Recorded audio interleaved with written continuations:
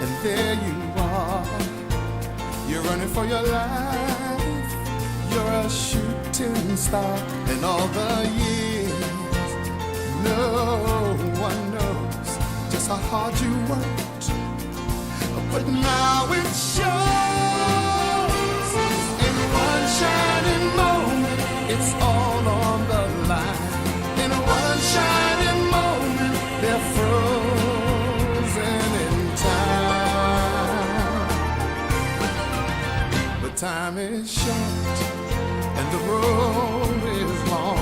In the blinking of an eye, that moment's gone. And when it's done, win or lose, you always did your best.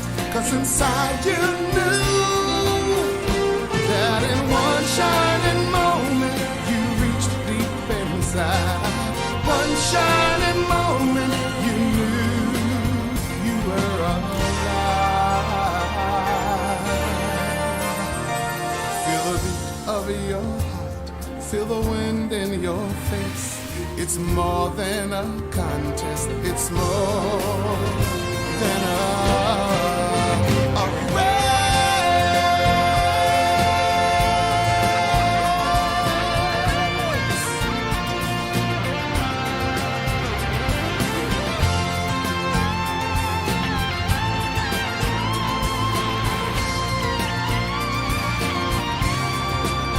And when it's done, win or lose, you always did your best.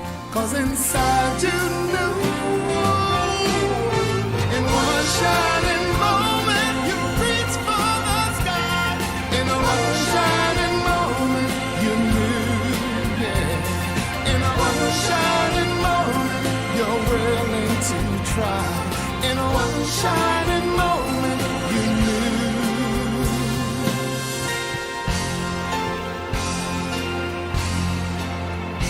One shining moment.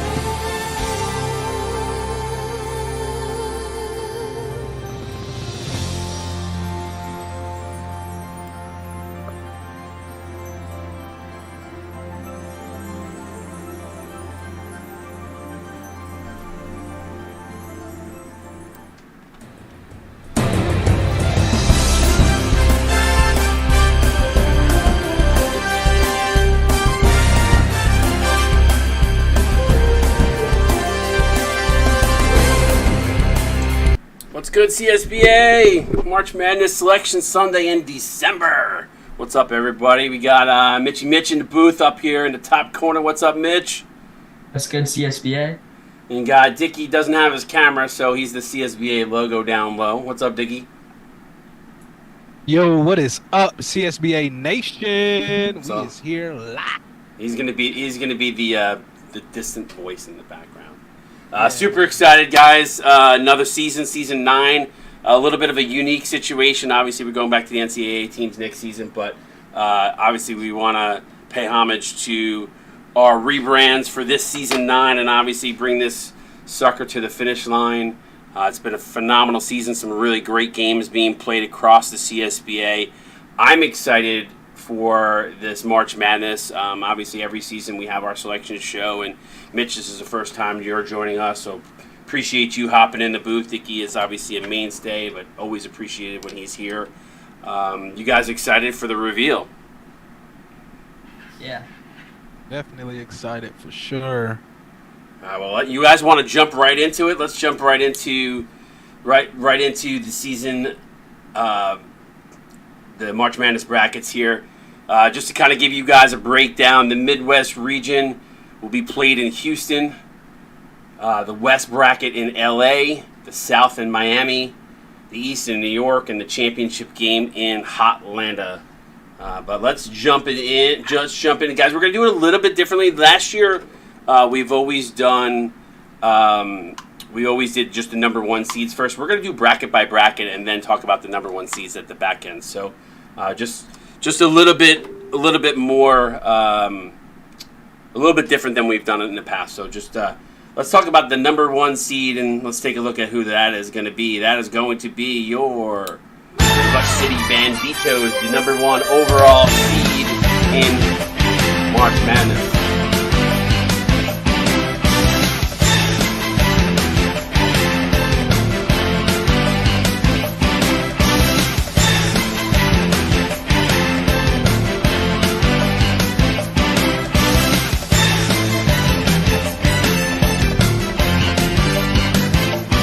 Let's take a look at who they're going to take on. They're going to take on the Bonetown A&M Lumberjacks, the number 8 seed. Last team in to make it in.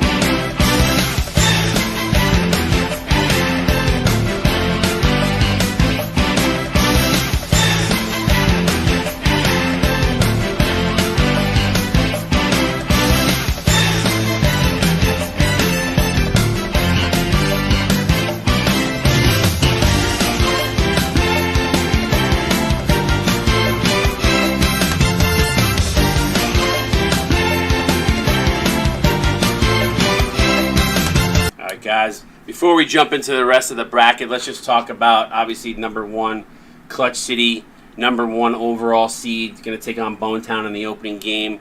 Thoughts, Mitch, just on Clutch City making the number 1 overall?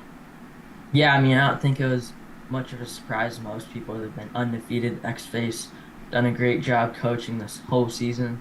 They definitely deserve that 1 seed. Dickie, what about you? What's your thoughts? Any surprises here? Not at all. The lone undefeated team this season. I mean, point differential of 19.7 a game. You know what I mean? It's just been a great all-around season for Clutch City. They really did a great thing. X-Base is doing great over there, especially with Incognito, the sophomore, leading them in scoring, almost doubled his scoring average from his freshman year. It's between him and the senior DeMarcus Wyatt. Those two guys are on a phenomenal tear, you know, along with Peter Packer as well. Those 3 guys are the 3-headed monster you have to stop when you're facing a talented team like Clutch City. Yeah, Bonetown, it's a little surprising. It was a little surprising to me to see the committee pick Bonetown as the last seed to get in. Yes, they were 1-8, but man, they had a tough schedule. They played some really good teams, took them down to a bunch of teams down to the wire, and I feel like they found their stride a little bit late in the season. Obviously, a huge uphill battle facing the number 1 seeded Clutch City. It should be an interesting matchup to see if Diddle does anything there. But yeah, to you guys' point, Clutch City obviously well deserving of the number 1 overall seed. I'm excited to see, just as we go through this bracket here, you kind of see the rest of the competition that they're going to have to figure out their way to get through. Let's jump right into the number 2 seeded Broad Street Bullies.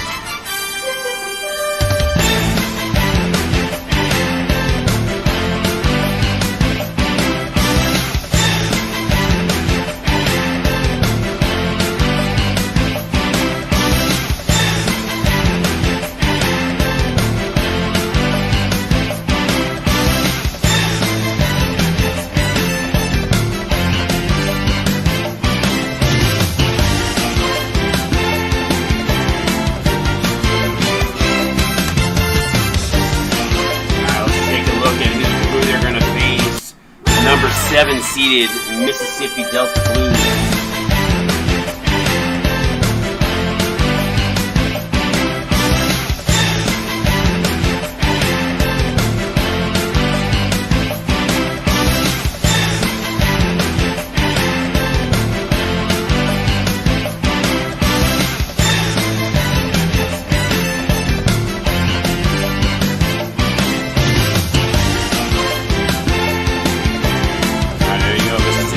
Out the number 3 seed in this bracket, the Cincinnati, or the Institute of Cincinnati Centurions.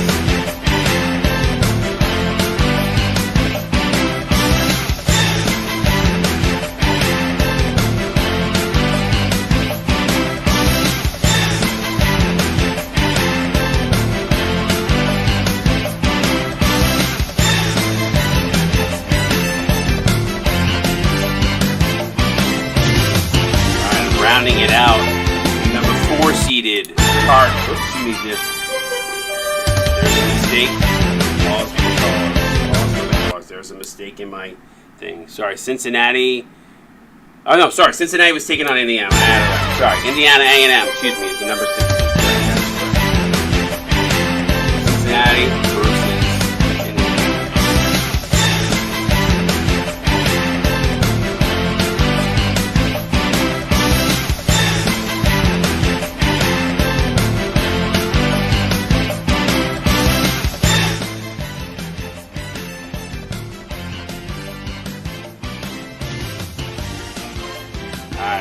go to the number 4 seeded Tar Tech Ravens.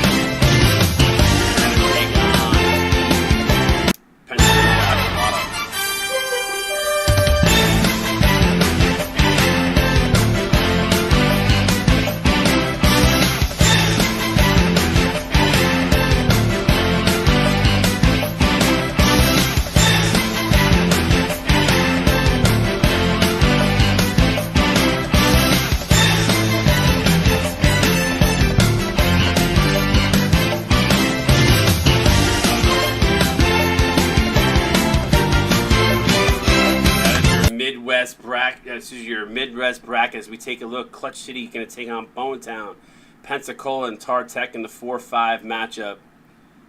You've got Cincinnati versus Indiana A&M, Broad Street versus Mississippi. Guys, what's your take here? Mitch, first, just taking a look at this. Any initial thoughts?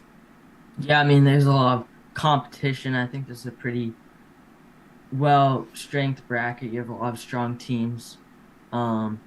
Broad Street, a team that's been doing super well lately, led out by the combination of Coach King Maximus and Coach Ant.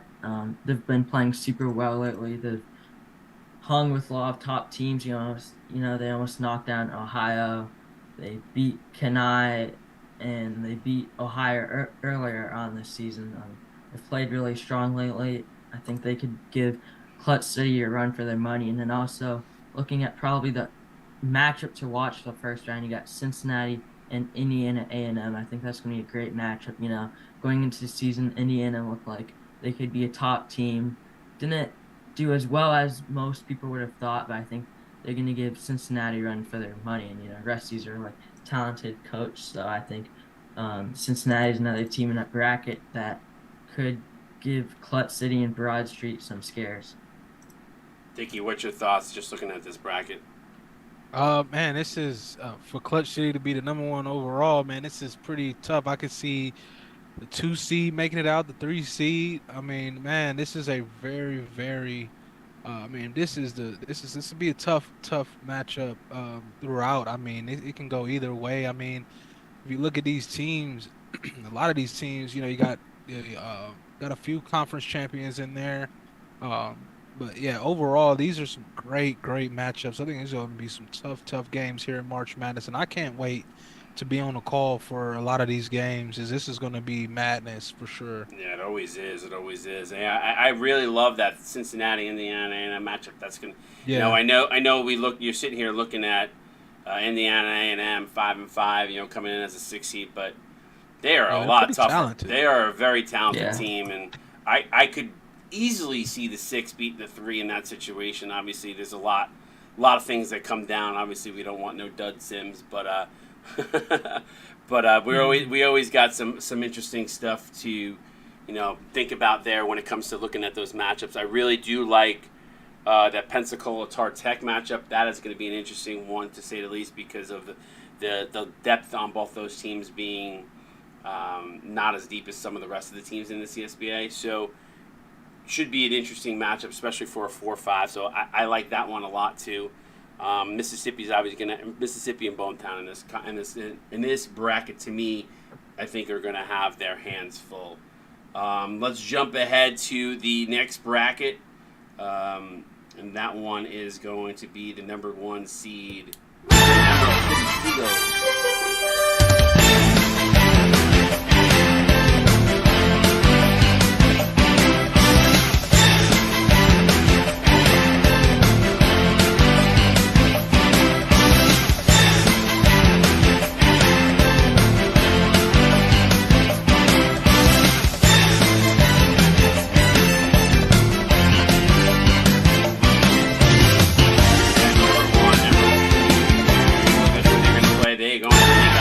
West University Bearded Dragon.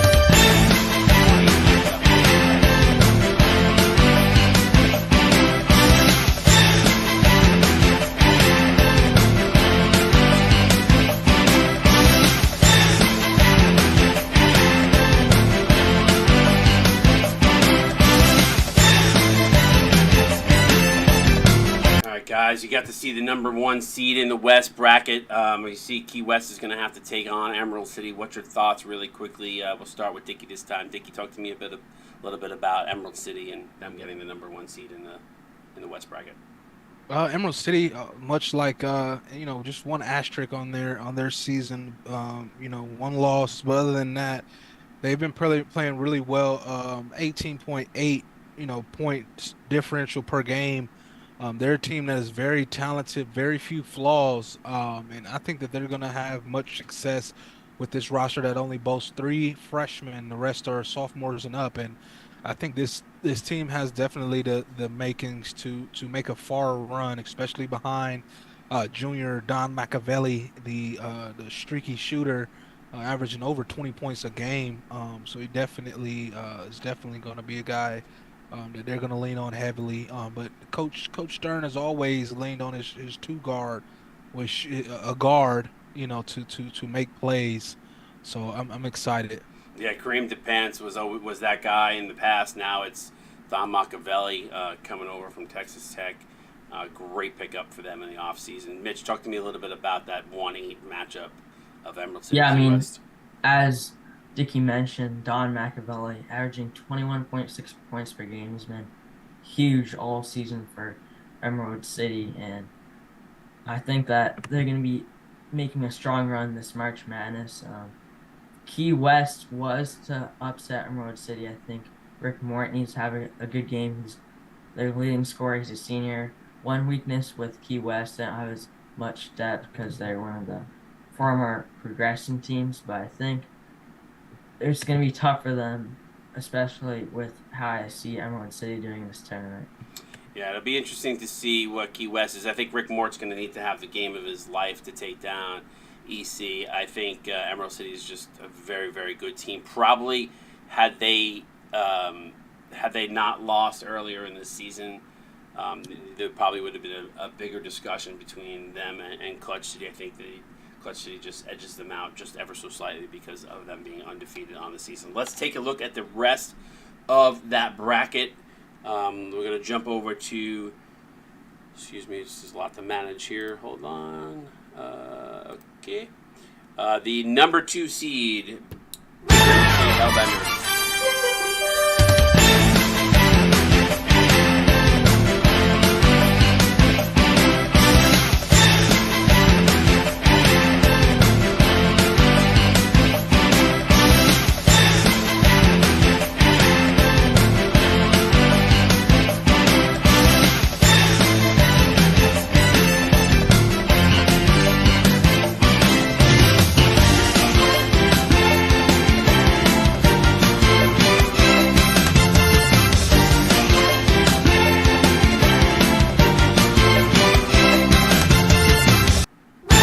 Take on the Maine Tech Sailors.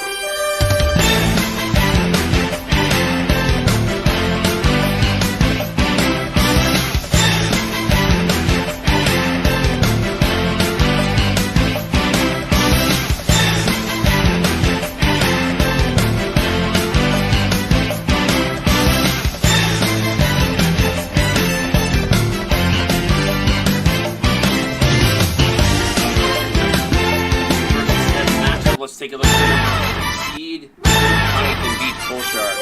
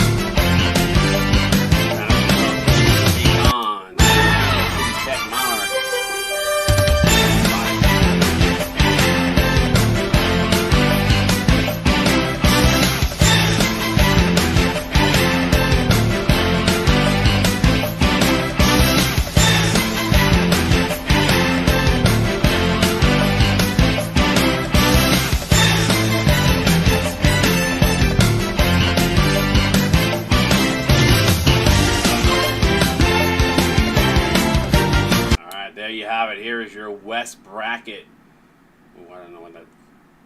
Emerald City takes on Key West, Savannah at Queen City Tech, Huntington Beach, Kenai, Big River State, and Maine Tech. Guys, I didn't realize those logos are missing. Sorry about that. Guys, really your initial reaction here, Dickie. What's your thoughts here about this bracket? Man, I love the matchups. These matchups, I think Kenai being the sixth seed with the tough schedule they had can definitely give Huntington Beach a run for their money as Huntington Beach runs through the big guy of Tommy Guns. But Kenai has bigs as well. So that's going to be a battle in the post. I think in that matchup, I think you having Big River State. I think they primed for a big run. I got them going to the Elite Eight possibly, and facing off maybe against Emerald City. So I think this is one of those brackets where I think the 1-2 are gonna make it out in my opinion. What about you, Mitch? What's your thoughts on this bracket? I mean, I think that Queen City could come out, and I think they could definitely beat Savannah, but even possibly have a shot at upsetting Emerald City. You saw what Zay has done in the past as a coach. They have a lot of talent. They have Kemba Leathers, Kobe Johnson, Penny Dimes, Ray Seymour. I mean, list goes on and on. They have a lot of talented players, and that should be a good first round matchup. As Savannah does have some talent too with Otto Octavius, Tito Death Rage, but they're more of a top heavy team. So I think that's the matchup to watch in that region. Also, as Dickie mentioned, Kenai versus Huntington Beach should be a great matchup.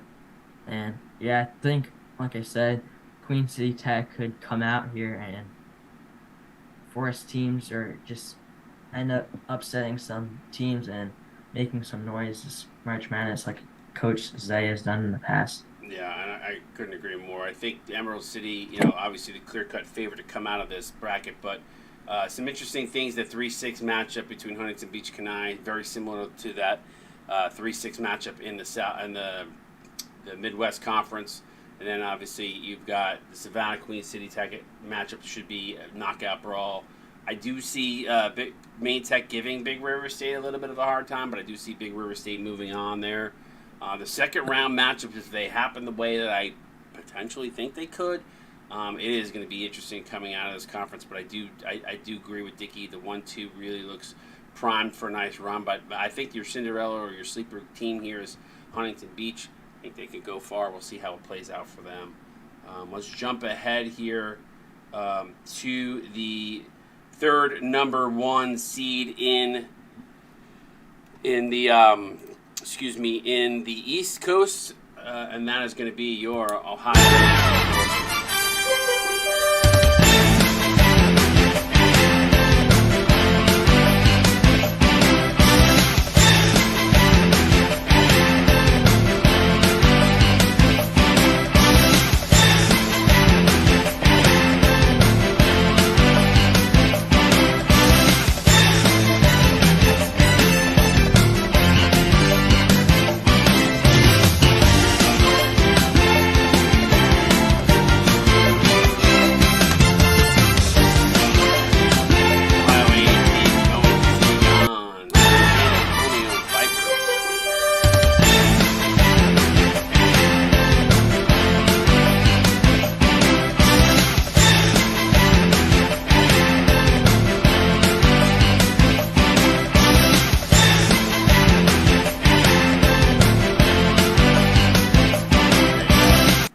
Your 1 versus 8 matchup in the East. Mitch, talk to me. What do you think about Ohio A&T taking the number 1 seed here? The third number 1 seed revealed so far, coming in at 9-1, taking on the San Antonio Vipers in the first round.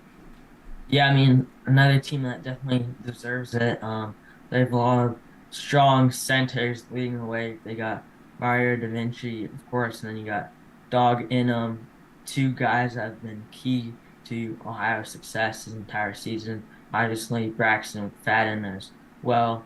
And then for San Antonio, they're a guard-heavy team, definitely very top-heavy, with Steve Carter and Cam. Obviously, Steve Carter averaging 20.4 points per game, so he can just explode against this Ohio team, definitely could keep this game competitive. But obviously, the talent that Ohio has, I definitely think they're gonna win this one with ease. Tiki, what's your thoughts on this Ohio A&T and San Antonio matchup? I think I got Ohio A&T. I mean, they've been really, really talented all season long with just the one lone loss on their resume. Winning the Blue Mountain Conference tourney. I just think that they are a team that is just looks really, really good. I mean, been really talented. I mean, if they wouldn't have had that one loss, I could very well see them being the number one overall seed. But they are really, really, really talented in my opinion. Yeah, there's been a lot of conversations between those top three teams, to be honest with you. Clutch City, Yeah. Emerald City, and Ohio A&T. Clutch City, perfect season, 10-0. Emerald and Ohio, both 9-1. Phenomenal seasons. It could have went any which way between those three teams. Yeah, we're going to say. Fun fact: they're both undefeated on the road, so Yeah, it's definitely going to be interesting to see. As you know, them being away from home, they play better. On a 3-game winning streak for Ohio A&T, so I'm excited to see them in action. yeah, for sure. And such a deep team as Ohio A&T. I'm curious to see how deep of a run they can make. They did have a couple scares during the season. They did have that one loss. Maybe that's the reason why. If as the selection committee looked at strength of schedule or just in general some of the scores that actually occurred during the season, there were some really close games for Ohio A&T, and maybe that's the reason why they slipped down to the number 1 seed here in this tournament. So let's jump ahead. Let's take a look at the number 2 seed, and that is going to be the Atlanta State White Tigers.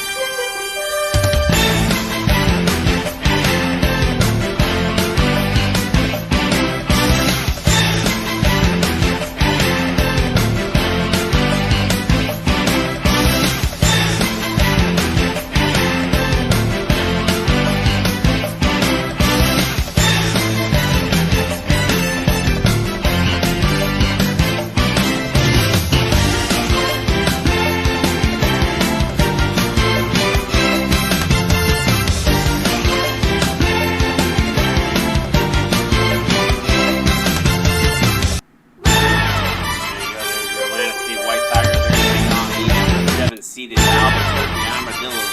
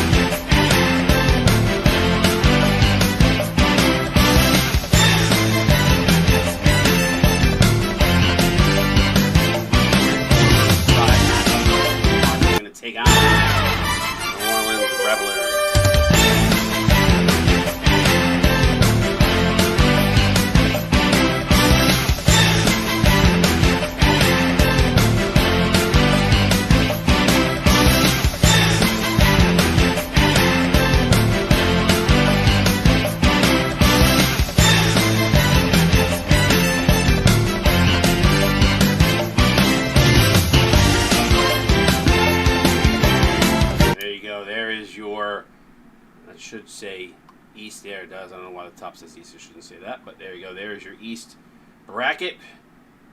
Dickie, talk to me about what you see here. Man, this is a very, very tough bracket. I mean, these teams, I know Atlanta State tapered off at the end, but they're still a talented team facing a tough team in Albuquerque. I think Albuquerque is a veteran team that's really good. You got Oahu, who's a great team as well. The Revelers, I'm a big fan of them, but they're facing off against a hot Quantico team that wants all the smoke. So they definitely, to get past that first round matchup, they're going to have some big smoke in Ohio A&T because I haven't been in that one convincingly. But Ohio A&T got a work cut out, facing after the first round, it gets tough. As they have faced, some tough teams trying to make it to the Final Four. That's the potential that this Ohio A&T team has is Final Four or bust, in my opinion. But I mean, Pittsburgh Tech is really talented. So they can give Oahu a scare in that first round. But this is just a great matchup. All these matchups, I agree, Sports Dude. These matchups are all tough. They can go either way, just depending on who's on that night. Now, I'll go to Mitch. I have a couple of thoughts there on some of the points you made, too. Mitch, what's your thoughts about this bracket, buddy? Yeah, I mean, I totally agree. This bracket's pretty loaded. I mean, first, I would just go through, obviously, Ohio, I think, easily take down San Antonio, but I think Quantico easily takes that New Orleans here, and then Oahu, I see them beating Pittsburgh Tech. And upset watch that I fear for this round, Albuquerque, Atlanta State. I think Albuquerque can really give Atlanta State a tough battle, and I think it's going to turn out to be a really good matchup. I mean, Albuquerque, a team you don't want to sleep on. They have Logan Fox, Taco Mario. I think those guys get cooking. They could definitely end up landing an upset.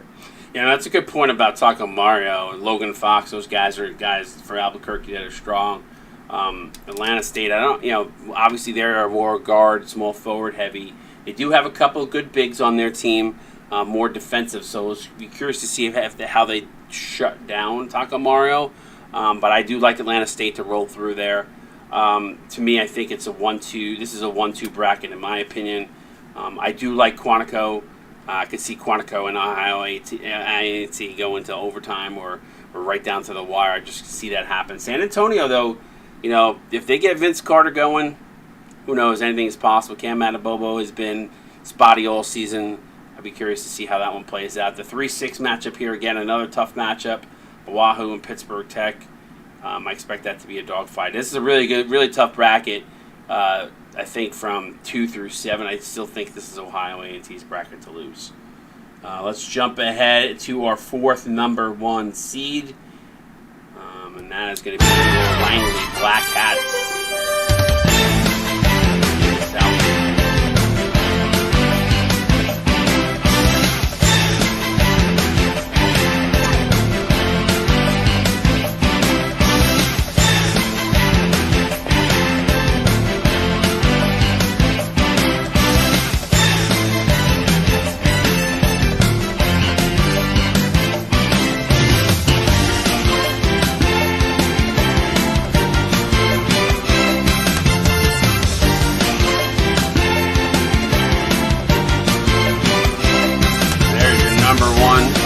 Number 1 seed. Let's take a look at who they're going to play.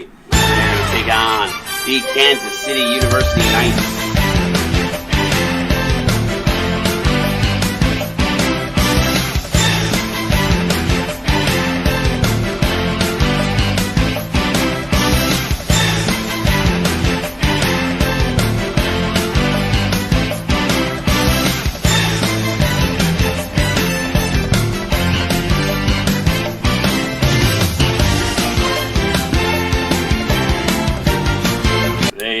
There is your fourth number 1 seed. You've got Langley, and you've got Kansas City taking them on as the number 8 seed. Mitch, I know this is your team. Talk to me a little bit about this matchup for you. Obviously, I know you were surprised coming in and getting the number 1 seed. There's probably a couple teams in this bracket, I think, based on what your guys' record was on the season, knocking at that door. So what's your thoughts about not only getting the number 1 seed, but who you got to face? Yeah, I mean, obviously it's super hard to get the 1 seed, but I will say I am a little bit scared. I mean, Kansas City really tough team, coached by Tech, who's two-time champion head coach. You got Willie Leak, CJ Green, Jay Duncan. I mean, they have a lot of dangerous pieces and definitely a team that could come out and definitely give us a run for our money. And Dickie, what's your thoughts on this one? Obviously, Michigan A&M 8-3. Langley getting the nod just slightly ahead of Michigan A&M. But what's your thoughts? I think Langley deserves it. I mean, they had one slip up, in Michigan A&M, that last game for them, they got embarrassed. So I think Langley is deserving of that #1 seed, and I'm always rocking with my boy Mitch and company for March Madness. It's to the chip. We going to the chip. Yeah, I'm with it. I'm on that train again this season. It's gonna happen one of these years. I do like the season that they had. Obviously, one less loss than Michigan A&M. Michigan A&M 8-3. So was a little surprised to not see them here as the #1 seed. But Michigan A&M, I felt like at times this season had some ups and downs. I felt like Langley was in every single game from start to finish. Played a solid season. So, the committee thought Langley was the 4, and that's who they went with. So you got to respect that, and respect the season that Langley had. Let's see what how the rest of this bracket breaks out. Your #2 seed, we just talked a little bit about them. That's going to be Michigan A&M Marauders.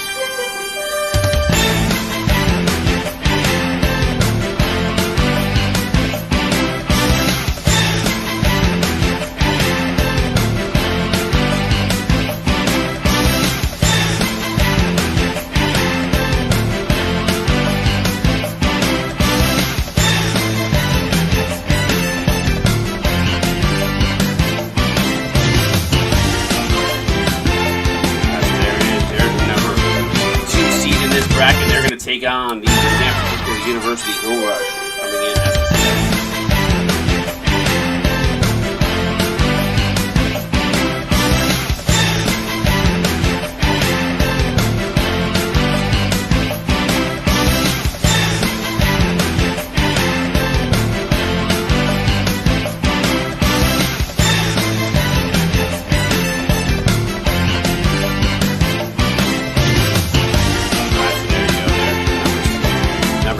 your #3 seed, the Bay City Anglers.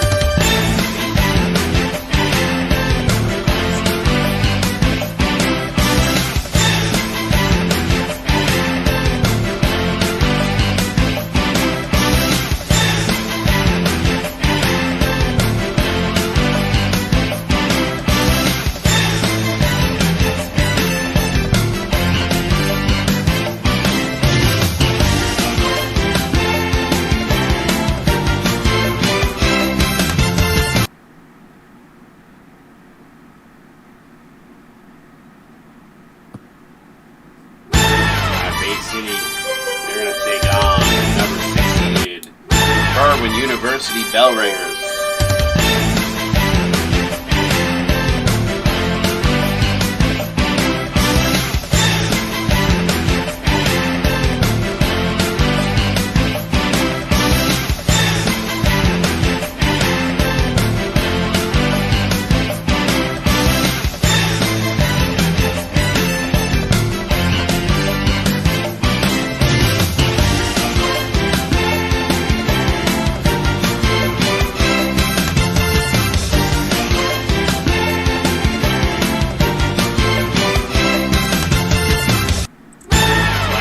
Not least your 4 and 5 seeds, 4 seed, Trenton Terriers.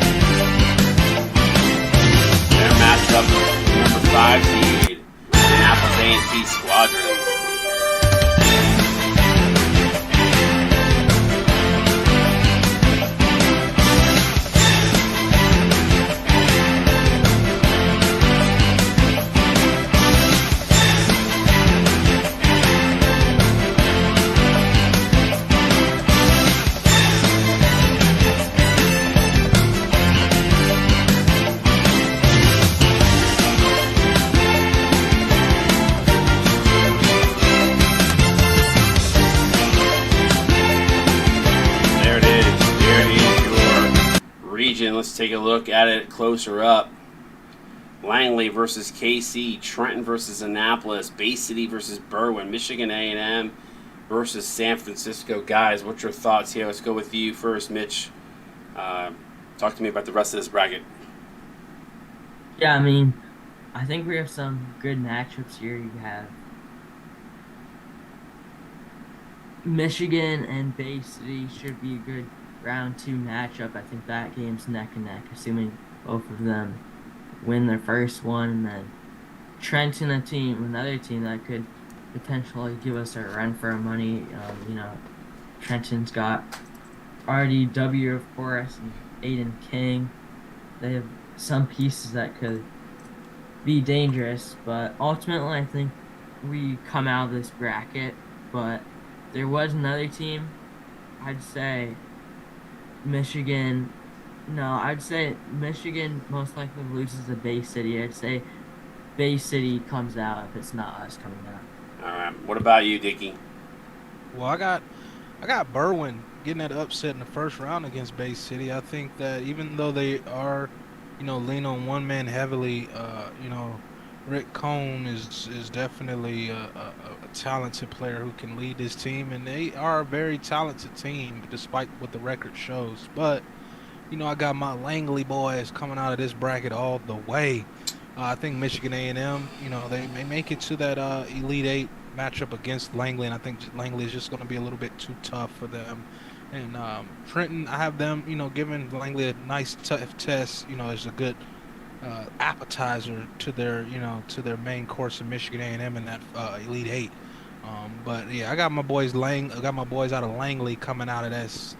But these are some good matchups. I mean, even though some of these first round matchups may be given for some, but I mean, even the first round for Langley, Kansas City is no slouch despite their record. They have, as he mentioned, that 3-headed monster. Any given night, those boys can go off together and just be them three. All three of them easily can drop 15 plus apiece. Yeah. So yeah, this is definitely no region. I don't see any region being a slouch out of all 4 of these. These are some great matchups. I'm excited to see how this all plays out. Yeah, so here's a look at your number 1 seeds coming out of the Midwest: Clutch City, South Langley, West Emerald City, and East Ohio A&T. You guys think the committee got it right on the number 1 seeds? Yes, Yeah. definitely. Yeah, I think this season probably was a no-brainer for the top 4 teams. Like I said, the only one I could have potentially questioned was the South Langley Michigan A&M flip-flop, but beyond, because Michigan A&M did have one more win, but again, you look at the strength of schedule, Langley one less loss, so it could have went either way. But I do like the way this netted out. Let's give a little bit of an homage. Let's give a little homage. Yeah, Mitch, what are you gonna say? I was just gonna say one thing that probably a lot of people are looking at when deciding is how big of a loss they had. I mean, I know Emerald City's a good team, but losing by almost 50 points, I think that was a decider for some people. Yep, for sure. I think 1 or 2 games that didn't go their way this season, I think, certainly knocked them down a peg. That's a really good point. Let's give a little bit of homage to the 4 teams that did not make the tournament. The 4 teams that did not make the tournament: Cheyenne, Missouri, Athens, and Churchill Tech. Churchill Tech, for some reason, would not go into this montage. I don't know why.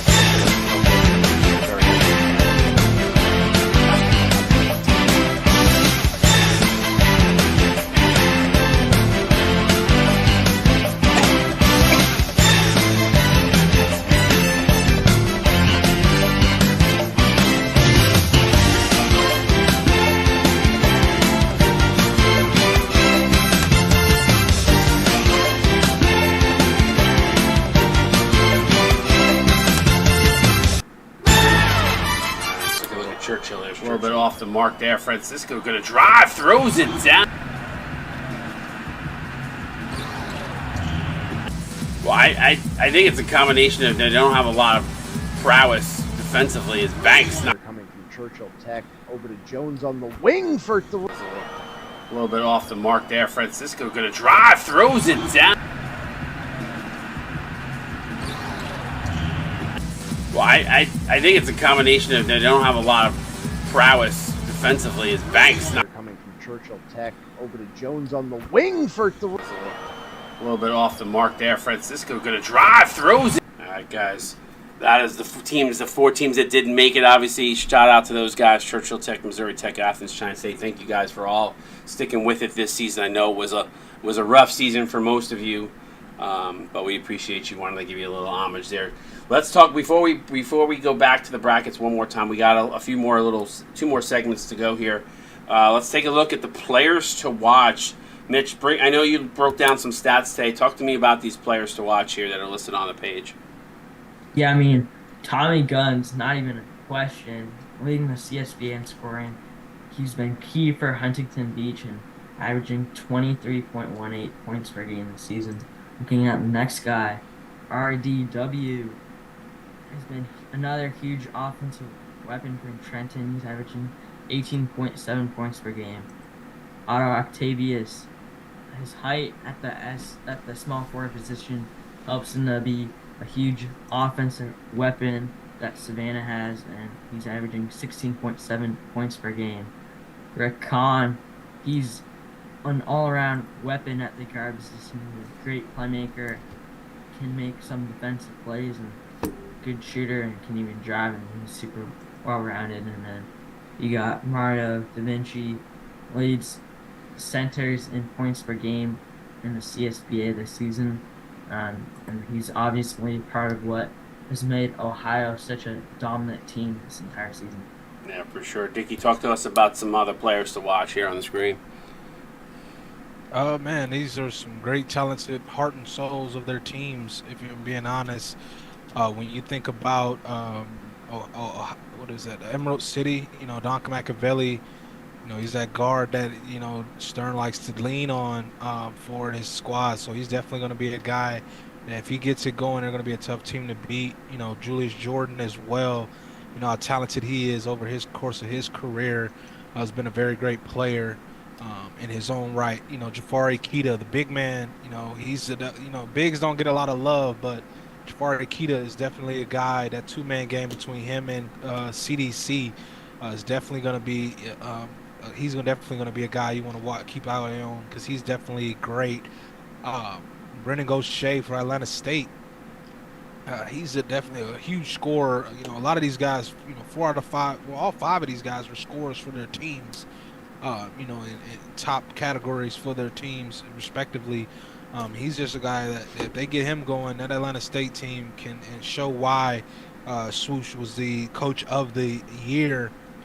Tart Tech as well, Emmanuel Lake, that guy for Tart Tech, even though I don't think he's the best player on the team, but he's definitely a talented player who on that Tart Tech team, he can get it scoring and scoring bunches, and he has that March Madness, what is the word I'm looking for, experience. So he's definitely gonna help those guys that have not been deep in the March Madness, help them get over those, because some players are going to have some nervous ticks and some jitters to get out before they start. He's a guy that you would love to have on your squad that has that veteran experience and can lead. So I'm definitely looking forward to that. Yeah, interesting enough, out of this players to watch, the one guy you said 4 of the 5 are scorers. You nailed it with your first comment, because Jafari Kaida was the defensive player of the year. So certainly a guy that can change the dynamic of that Oahu Blue Wave team, and certainly can make his presence both on both sides of the court. Appreciate all those subs there, Mr. Ware. But yeah, he's the one guy out of that 5 that is more of a defensive player, but can certainly, we've seen a couple, I think once or twice this season he had huge games offensively, but majority of the time he's leading the defensive charge for those teams. Let's take a look at the under the radar team. Guys, talk to me a little bit about these guys, Mitch. Yeah, I mean, starting off, yeah, Sprouts, similar player to Don Machiavelli. He's an all-around great shooter, attack inside. He's been a really dangerous piece for this Indiana team. Moving on, you got Ludwig Friedman. He's been averaging a double-double this season for San Francisco. He's been a key piece for the Gold Rush team on rebounding and offense and just all around. You have Stephen Chile, shooting guard for Big River State. more of an underrated piece that could definitely pop off in March Madness. And you got AJ Jacobs from Huntington Beach, averaging 1.8 block per game this season. He's a big guy who can do it all other than shoot. He's the same arc as Scotty McNeil. And then rounding it off, you got Payne Sage, been super efficient. I believe his efficiency was like a 168 rating when I checked. And he's a similar player to Rafari Kita. He's good defense. He can run in transition. He does a lot of the same things, and he's definitely a key player for this Michigan team. There's some guys on here. These are kind of like the intangible guys. We've seen these guys step up at various different points of the season. Let's take a look at another set of under-radar players. Talk to me a little bit about these ones, Dickie. These guys right here, I mean, these are some talented guys. I mean, Aiden King is a playmaker type of guy that can get it to the cup, you know, for Trenton. I think he's definitely a guy that they're going to lean on, you know, with his experience as well. The senior won the chip last year with Duke, if I'm not mistaken. So he's a guy that they're definitely going to lean on heavily this season, you know, averaging 10 points a game, 5.5 assists. So he gets guys involved as well as getting his rocks off in a sense. And then Duncan Onjamama, he's definitely a guy for this Quantico team that I'm excited to watch throughout this March Madness, who's a guy that is their third leading scorer. Very under the radar type of guy. You know, struggles from downtown, but definitely he's leading his team in assists. So he's a guy that's another one of those playmaking, but still can get a bucket type of guy. Helix Myers, you know, he was huge instrumental in his seasons past. The senior as well. You know, we got a lot of seniors on this list. He is the leading scorer on this Pittsburgh team. So I feel like they're gonna run it through him. You know, through him and Aaron Ike, but he's a guy that's averaging 6.4 rebounds, second on the team in rebounds. So a guy that's first in scoring, second in rebounds. That's the kind of guy you want on your team that can get gritty with it. And Raza Red, another one of those talented guards, you know, can definitely get it cooking. He's a guy that leads the Tartech in assists. He's always looking to get his guys open and getting them going. And he's fourth leading scorer on this team, so he can get a bucket himself as well. He's very big, 6'7", so a lot of smaller point guards definitely have their hands full with a guy like him.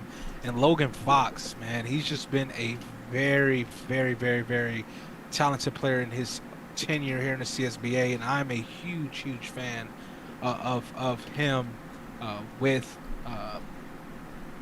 the Albuquerque Armadillos. He's been a surefire leading scorer. You know, he's been averaging double digits since his sophomore season, you know, and had a huge season last year and built upon it this year as well. So he's a guy where his assist numbers went up, rebounds went up, you know what I mean? So he's definitely showing that he's rounded out his game for the Armadillos. Yeah, it'll be interesting to see if these guys can contribute. Obviously, Aiden King. And it's interesting. You look at the players to watch under the radar. I mean, we could have had like 100 players to watch in this tournament. It really can. No doubt. There's a lot of these teams. These guys are definitely. It's definitely deep. I think these are guys that are more of like if they have really good games, can help their team go on a potential run. So that's why they're a little bit more of the under the radar. We have one more additive thing this year that we haven't did in the past. We're going to talk a little bit about game changers. These are guys that I honestly feel like can lead their teams to the promised land, especially if they have the kind of games that we've seen them have, where they're dominant fashion. I know you guys really haven't seen this list. This is something that I added in at the last minute, but just looking at these 5 names, Dickie, talk to me a little bit about these 5 guys specifically. This is spot on. These 5 guys right here are, you know, some of the guys that are the ticker for their team. You got the heart, you got the brains, you know, and and these guys right here are the hearts of their teams. Peter Packer, we start on this end of the list. Peter Packer is a talented player for this Clutch City team. He's holding down the fort down low. averaging 13.7 and 8 boards, leading the team in boards, third in scoring. He's a guy, young guy, sophomore, only a sophomore. Is definitely a Which is guy. great. Which is crazy to think about, by the way.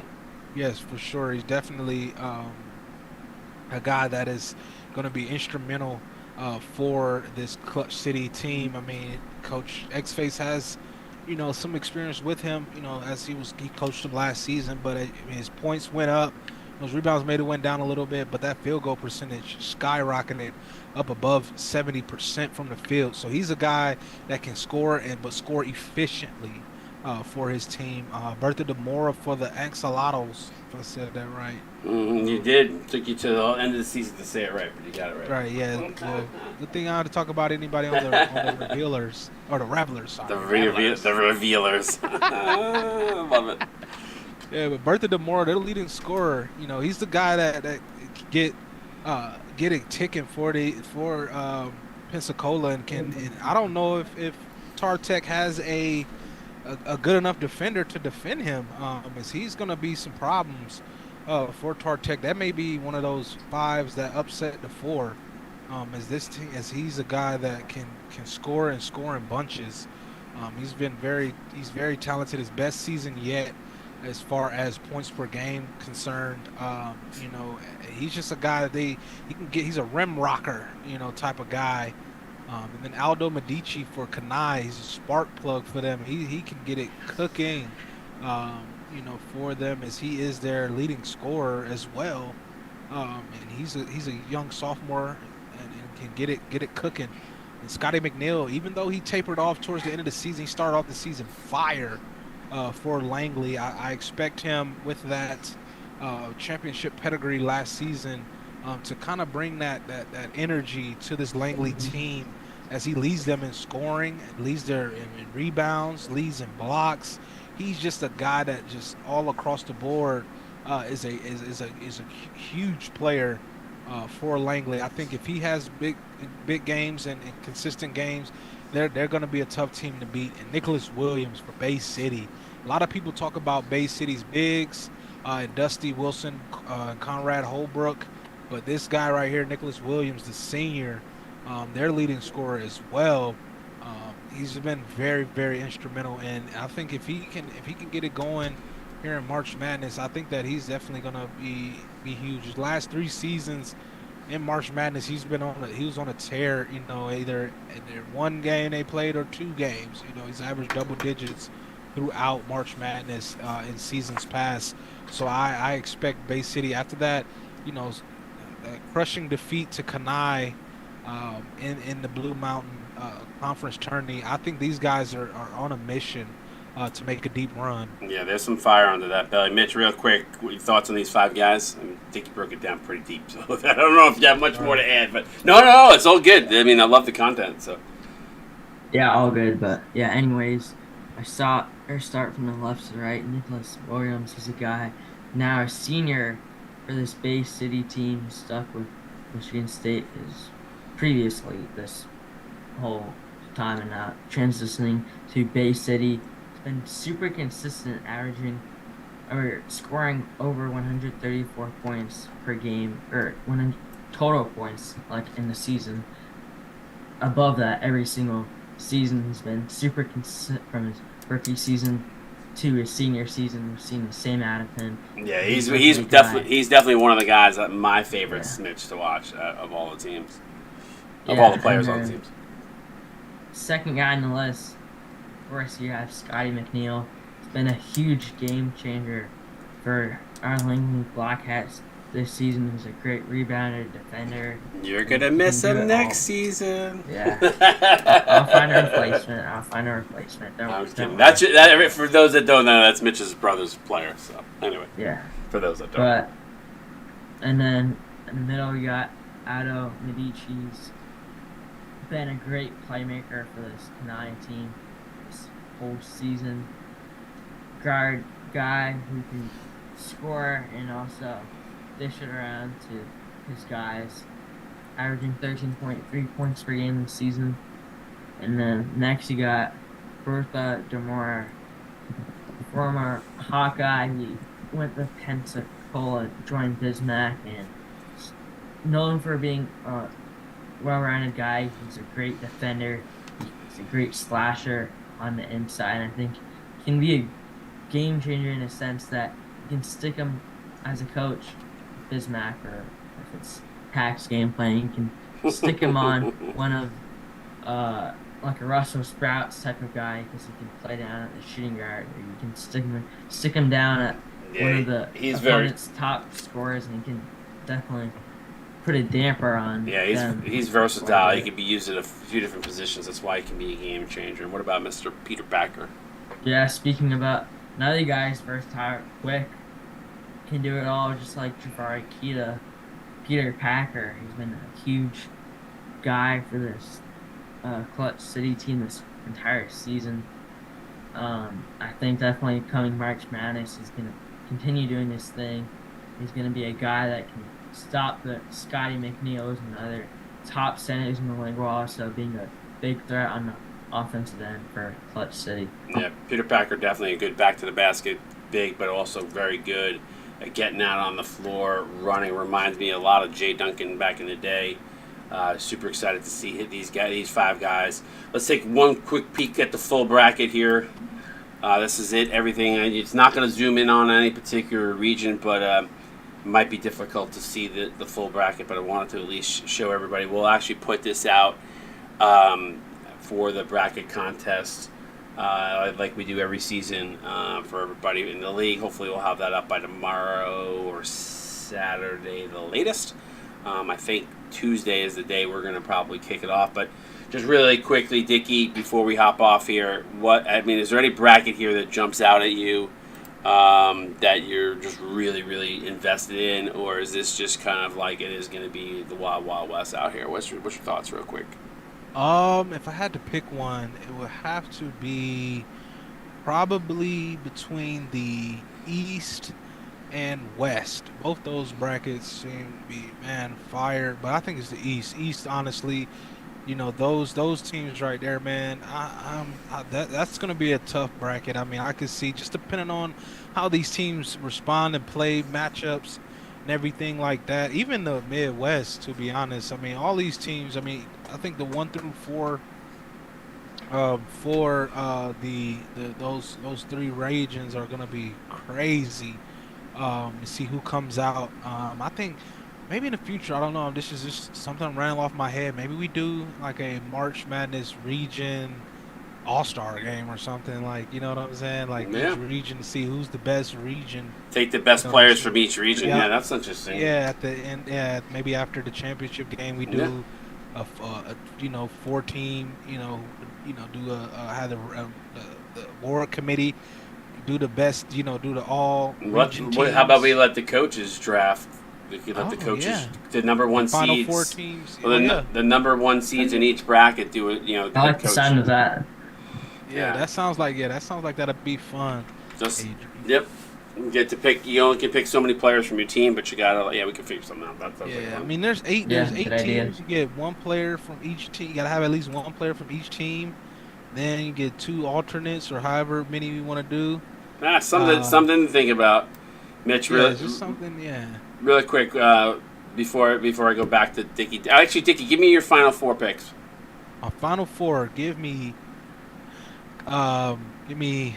Clutch City, Langley, Quantico, and give me the Hellbenders.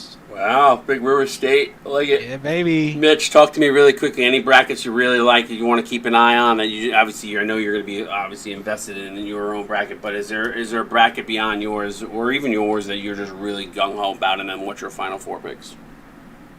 I'm super excited for the Midwest. I know Dickie touched on it a little bit, but I know we talked about this at the beginning. Cincinnati versus Indiana A&M should be a really great matchup. Obviously, Pensacola versus Tower Tech. I can definitely see Pensacola winning that one, and I think Broad Street definitely is going to be a huge team that could potentially, I personally think that's going to go all the way in this region. What's your final 4 picks? Give me Broad Street off the Midwest, Langley from the South, Emerald City from the West, and Ohio A&T from the East. I'll give you my final. First off, I love the way this bracket turned out. It really came down. There were a couple matchups that we tweaked just to make certain brackets a little harder, the way they're supposed to be, based on who has the easier paths. Not much of a change, but one or two changes. But with that said, for me, Clutch City, I think they're the team to beat in the entire tournament personally, because they have not lost a game all season. But I've got Clutch City coming out of the Midwest, but I do think Indiana and AM or Broad Street are going to really do some damage in that region. I think my other Final Four pick, I'm going to also go with Emerald City. I just think they are a very strong team behind Don Machiavelli. It's very hard for me to pick against them. There is some good teams in that conference, though, and I can see a few teams giving the teams that are in that bracket fits. For me, I also have I actually got Atlanta State in the East. I think it's going to be Ohio A&T versus Atlanta State in that Big 8 matchup. One of those teams is going to come out, but I do have Atlanta State there. It's going to be that one's going to come down to the wire. And then lastly in the South, sorry Mitch, I hate to do this to you, but I got Michigan A&M getting to the Final Four. This is a team that formerly of the Michigan University Wolverines to make up the coaching staff. They've done it. They've won 2 national championships. I've got Michigan and A&M coming out of the South region. It's going to be a lot of fun for this season. Any sleeper teams, guys? Do you have any sleepers? Who are your sleepers, Sticky? I got 2. 2 of them. Give me Quantico and let's see, Quantico and maybe let's see. I just got Quantico right now in my head as a sleeper. What about you, Mitch? You got 2 sleepers? Yeah, I got Queen City Tech, and I got Quantico. Okay. I've got Huntington Beach, and I've got 3. I'm sorry to do this to you guys. I got 3. I have Huntington Beach, I have Indiana A&M, and I have Trenton. Those are my 3 teams that I think might surprise some people in this tournament. So it'll be interesting. It'll be a fun tournament. Any parting words, guys, before we head off? Let the community go here. No, man, this is going to be fun and exciting. I can't wait to get in the booth to call some of these games. Y'all better be on the lookout. This is going to be fire of a March Madness. I think it'll probably be one of our best ones yet, especially with these rebrands and stuff like that. I think this is going to be a great March Madness and great feel that I'm excited for. Yeah, I like how the brackets shook out. Mitch, any parting words? Yeah, I mean, I'm really hyped for this March Madness as well. Definitely will be in the booth announcing quite a few games if Dickie is a plan.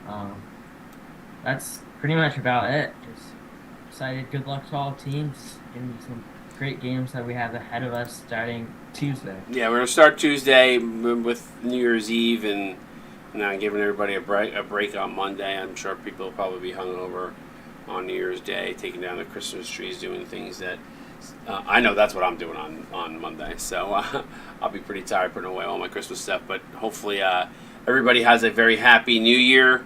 We'll get the schedule up. I'm going to try to get the schedule up tomorrow, maybe tonight if I can really plow through it. We'll see. But we appreciate you guys. Thank you all for tuning in. Thank you for all the subs.